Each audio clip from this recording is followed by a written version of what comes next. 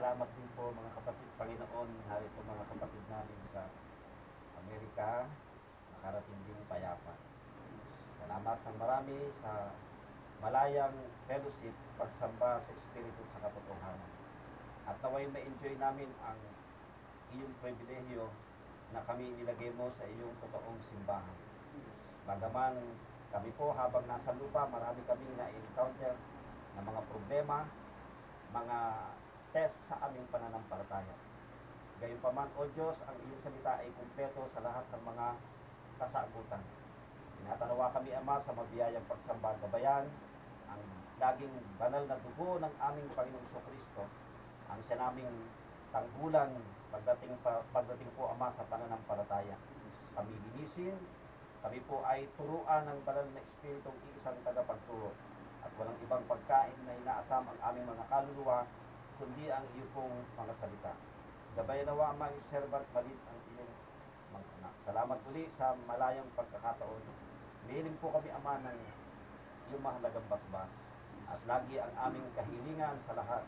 Ito po ay aming maluwalhati. Lahat po'y dalangin, pasalamat, Ama, sa pangalan ng aming Panginoon Jesus. Amen.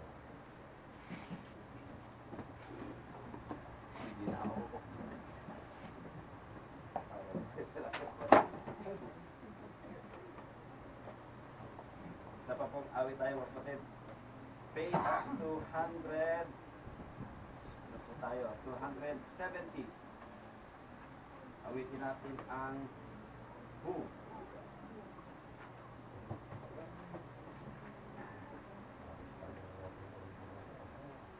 Go fly the stars out into space.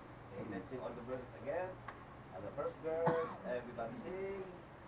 Go fly the stars out into space and hold them in their proper place. Who like a curtain spreads the sky to make a place for birds to fly. Who sends the wind and sun and rain to nourish fields of golden grain. Who forms the seed that makes the wheat and gives us daily bread to eat. Who in the winter sends the snow. Oh, tell me who, if you should know, who has designed this lovely place. What wondrous power did it take? Who made the never-ending sea? Who formed the grass that by the tree? Who made the cattle on the hills and creeping things in rocks and hills? Who holds all things within his hands? Who owns all houses, fields and lands? Who keeps our souls its passing on? No man has this almighty power. It is the Lord and He alone. Man has no glory of his own. We had no goodness we can claim, so let us publish His great name. He takes the sinner, vain and wild, and makes him as a little child. Subdues his will and guides his feet, and throws him to the mercy seat. Let all creation lift its voice, and in the Lord let us rejoice. Let all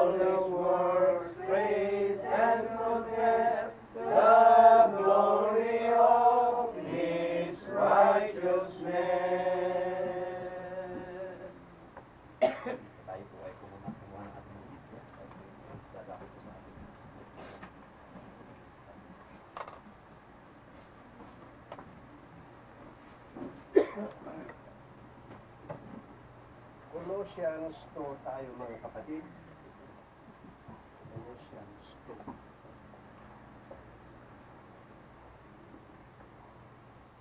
For I would that ye knew what great conflict I have for you, and for them at Laodicea, and for as many as have not seen my face in the flesh, that their hearts might be comforted, being knit together in love, and unto all riches of full assurance of understanding, to the acknowledgement of the mystery of God, and of the Father, and of Christ,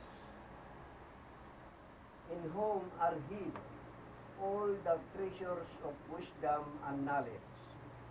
And this I say, lest any man should begin you with enticing words.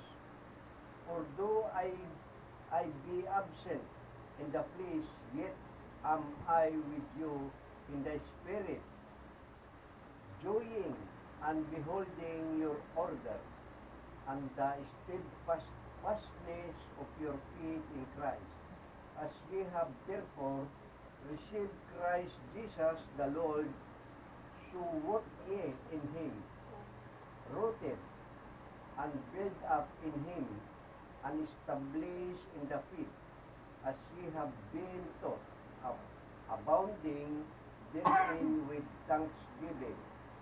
Beware lest any man spoil you through philosophy and vain deceit, after the tradition of men, after the rudiment of the world, and not after Christ.